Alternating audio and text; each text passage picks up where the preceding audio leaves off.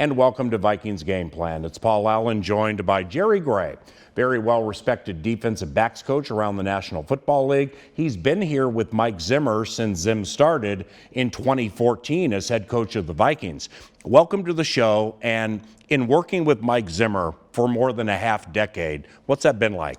It's been a test for me because it gives me a chance to really see what Mike Zimmer was doing as a defensive coordinator. You know, you get a chance to see, I admired him for when he was in Dallas. You know, I watched the Cowboys defense and I watched how good they were. And then I knew him when he got to Cincinnati, you know, because I knew he kind of got some more publicity, but I really didn't know him when he was at Dallas, but their defense was really good. So I get a chance every day to get a chance to sit and watch Mike Zimmer go through mentally how he prepares for a game. And that just helps me out on the long run. Speaking of mentally preparing, what about the mental work corner Mike Hughes has done over the last year and change just to get back from an awful knee injury? He's now 4 games into it. What do you think of Mike? Well, to me, I think he's probably one of the most strong mentally guys that I've been around. You know, when you talk about a cornerback who got drafted in the first round, had a major knee injury, and you're gone for almost a year. Yeah. But the whole year, all you do behind the curtain is you work.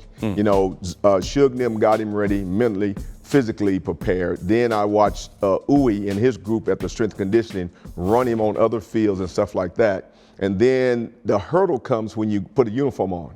And now you got to go back out there and the field you got hurt on, you showed back up on the first day. So mentally he was ready to go because I didn't see any hesitation in him. I watched a good football player mentally be prepared to go, and he went out and made plays. Jerry, is McKenzie Alexander naturally good at blitzing? Because, correct me if I'm wrong here, not every corner is naturally good at blitzing. Yeah, you know, the thing that we watched McKenzie do is from 2 years ago, he has a knack of getting up there, kind of showing before he goes, and they look at him and then they say, oh, he's just clowning, he's not going. Then the next time he goes up there and he sugars up, and they don't even pay attention to him, and he gets a chance to get another half sack. And I think last year he may have had 4 or 5. Yeah. And that makes us better because we can blitz Harrison, we can blitz McKenzie off of one side, we can blitz the backers, and they can't tell which way we're coming. I think he's a really good football player. Well, like in that Eagles game, I mean, Harrison is to the left, Griffin and Barr mugging the A-gaps. Here comes Kendricks all of a sudden, and Harrison.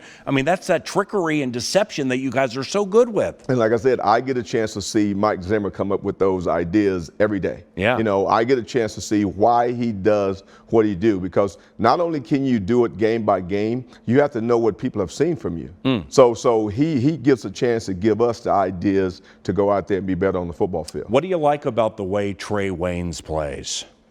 He plays a lot with confidence. I think a lot of times they say he's just a fast guy, but when I look at Trae, I see a really good, sound football player who's physical, very physical in the run game. He understands what's going on there.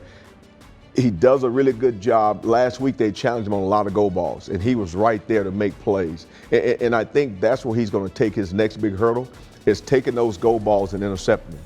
Then the people in the league will say, you know what, not only is he a good football player, he can tackle and he can cover you. What's it like coaching Xavier Rhodes? When I first got here 6 years ago, I talked to Xavier. I watched the film on him, and he was kind of like a cow on ice. You know, he was all over the place. Then we talked about, where do you want to go? You know, I'm a big-time goal guy. Where do you want to go? Because if you tell me where you want to go, I can help you get there.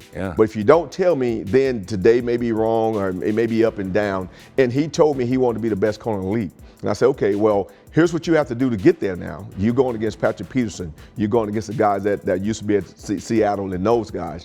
This is how you get there. You have to turn PBUs and interceptions and make the same PBUs that you've done in your career. And you got to be a good tackler. So if you can stay healthy, you can accomplish those. And I think 3 years ago, 4 years ago, he did that. 2 years ago, he kind of got nicked a little bit. And then I think people kind of look at him as that. And I'm telling him, hey, you can see yourself from 2 years ago. And that's all the video I show him from 2 years ago to get back there mentally. What makes Harrison Smith so good at his job? I think Harrison makes his job look easy. And a lot of people think they can do it because he makes routine plays all the time. They're not routine. They look routine because he makes them. You know, Me and him, we're always talking about how do you be great. To me, I think Harrison is like an Urlacher. You really don't think he's flashy. He doesn't do these things, but all of a sudden the stat sheet says he got an interception, he got a sack, and he got 4 or 5 tackles. And that's every week. And when you can get that, that's when you're a really good football player. You're solid.